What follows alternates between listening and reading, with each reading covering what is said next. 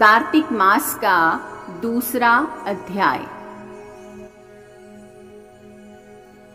सिमर चरण गुरुदेव के, लिखूं शब्द अनूप, कृपा करे भगवान सतचित आनंद स्वरूप। भगवान श्री कृष्ण आगे बोले, हे प्रिय, जब गुणवती को राक्षस द्वारा अपने पति एवं पिता के मारे जाने का समाचार मिला तो वह विलाप करने लगी। हा नाथ, हा पिता, मुझको त्याग कर तुम कहाँ चले गए? मैं अकेली स्त्री तुम्हारे बिना अब क्या करूं? अब मेरे भोजन वस्त्र आदि की व्यवस्था कौन करेगा? घर में प्रेम पूर्वक मेरा पालन पोषण कौन करेगा? मैं कुछ भी नहीं कर सकती, मुझ विधवा की कौन रक्षा करेगा? मैं कहाँ जाऊं? मेरे पास तो अब कोई ठिकाना भी नहीं रहा। इस प्रकार विलाप करते हुए गुणवती चक्कर खाकर धरती पर गिर पड़ी और बेहोश हो गई। बहुत देर बाद जब उसे होश आया तो वह पहले की ही भांति करुण विलाप करते हुए शोक सागर में डूब गई। कुछ समय के पश्चात जब वह संभली तो उसे ध्यान आया कि पिता और पति की मृत्यु के बाद मुझे उनकी क्रिया करनी चाहिए जिससे उनकी गति हो सके। इसलिए उसने अपने घर का सारा सामान बेच दिया और उससे प्राप्त धन से उसने अपने पिता एवं पति का श्राद्ध आदि कर्म किया। तत्पश्चात वह उसी नगर में रहते हुए 8 पहर भगवान विष्णु की भक्ति करने लगी। उसने मृत्यु पर्यंत तक नियम पूर्वक सभी एकादशियों का व्रत और कार्तिक महीने में उपवास एवं व्रत किए। हे प्रिय, एकादशी और कार्तिक व्रत मुझे बहुत ही प्रिय है। इनसे मुक्ति, भक्ति, पुत्र तथा संपत्ति प्राप्त होती है। कार्तिक मास में जब तुला राशि पर सूर्य आता है तब ब्रह्म मुहूर्त में उठकर स्नान करने व व्रत और उपवास करने वाले मनुष्य मुझे बहुत प्रिय हैं, क्योंकि यदि उन्होंने पाप भी किए हों तो भी स्नान व व्रत के प्रभाव से उन्हें मोक्ष प्राप्त हो जाता है। कार्तिक में स्नान, जागरण, दीपदान तथा तुलसी के पौधे की रक्षा करने वाले मनुष्य साक्षात भगवान विष्णु के समान हैं। कार्तिक मास में मंदिर में झाड़ू लगाने वाले, स्वास्तिक बनाने वाले तथा भगवान विष्णु की पूजा करने वाले मनुष्य जन्म मरण के चक्कर से छुटकारा पा जाते हैं। यह सब सुनकर गुणवती भी प्रतिवर्ष श्रद्धा पूर्वक कार्तिक का व्रत और भगवान विष्णु की पूजा करने लगी।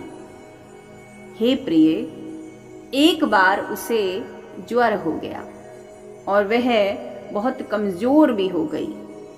फिर भी वह किसी प्रकार गंगा स्नान के लिए चली गई। अब गंगा तक तो वह पहुंच गई, परंतु शीत के कारण वह बुरी तरह से कांप रही थी। इस कारण वह शिथिल हो गई। तब मेरे दूत उसे मेरे धाम में ले आए। तत्पश्चात ब्रह्मा आदि देवताओं की प्रार्थना पर जब मैंने कृष्ण का अवतार लिया तो मेरे गण भी मेरे साथ इस पृथ्वी पर आए, जो इस समय यादव हैं। तुम्हारे पिता पूर्व जन्म में देव शर्मा थे, तो इस समय सत्राजित हैं। पूर्व जन्म में चंद्र शर्मा जो तुम्हारा पति था वह एक डाकू है। और हे देवी, तू ही वह गुणवती है। कार्तिक व्रत के प्रभाव के कारण ही तुम मेरी अर्धांगिनी बनी। पूर्व जन्म में तुमने मेरे मंदिर के द्वार पर तुलसी का पौधा लगाया था, इस समय वे तेरे महलों के आंगन में कल्प वृक्ष के रूप में विद्यमान है।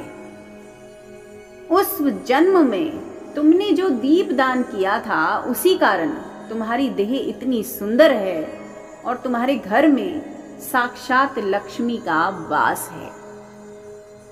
चूंकि तुमने पूर्व जन्म में अपने सभी व्रतों का फल पति स्वरूप विष्णु को अर्पित किया था, उसी के प्रभाव से इस जन्म में तुम मेरी प्रिय पत्नी हो। पूर्व जन्म में तुमने नियम पूर्वक जो कार्तिक मास का व्रत किया था, उसी के कारण मेरा और तुम्हारा कभी वियोग नहीं होगा। इस प्रकार कार्तिक मास में व्रत करने वाले मनुष्य मुझे तुम्हारे समान प्रिय हैं। तुम्हारे जप तप यज्ञ दान आदि से प्राप्त फल कार्तिक मास में किए गए व्रत के फल से बहुत थोड़ा होता है, अर्थात कार्तिक मास के व्रतों का 16वां भाग भी नहीं होता है। इस प्रकार सत्यभामा भगवान श्री कृष्ण के मुख से अपने पूर्व जन्म के पुण्य का प्रभाव सुनकर बहुत प्रसन्न हुई। इस प्रकार कार्तिक माह का दूसरा अध्याय समाप्त होता है। अगला अध्याय हम आगे सुनेंगे।